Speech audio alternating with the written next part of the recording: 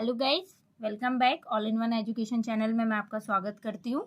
आज हम लेखक परिचय में लेकर आए मन्नू भंडारी जी का लेखक परिचय। चलिए हम देखते हैं। लेखक परिचय में हम बात करते हैं रचनाएं की, भाषा शैली की और साहित्य में स्थान की, जबकि कवि परिचय में हम भाव पक्ष और कला पक्ष लिखते हैं। चलिए देखते हैं हम रचनाएं।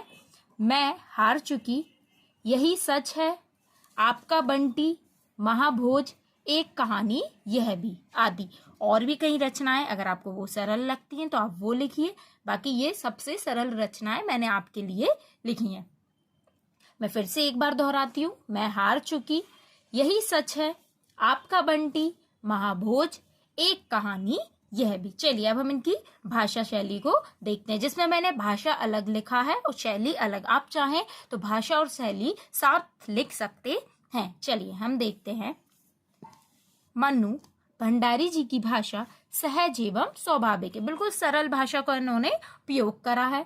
इनकी भाषा में तद्भव तथा तत्सम दोनों प्रकार के शब्द हमें देखने को मिलते हैं। दोनों प्रकार के जो शब्द हैं आपकी लेखनी में आए हैं। आवश्यकता के अनुसार विदेशी व देशज शब्दों का भी आपने अपनाया है। जो विदेशी शब्द हैं और जो देशज देश वाले शब्द हैं वो भी आपने अपनाए हैं। मुहावरे तथा लोकोक्तियों के सहज प्रयोग इनके साहित्य में मिलते हैं। मुहावरे और लोकोक्तियों के जो सहज प्रयोग हैं वो भी आपके साहित्य में हमें देखने को मिलते हैं। तो आपने ये देखा कि भाषा में हमने उनकी भाषा के बारे में वर्णन किया है कि उन्होंने क्या लोकोक्तियां प्रयोग करी हैं, उनकी भाषा के शब्द कैसे थे, उन्होंने किस प्रकार के शब्दों का प्रयोग किया है। अब हम देखते हैं शैली।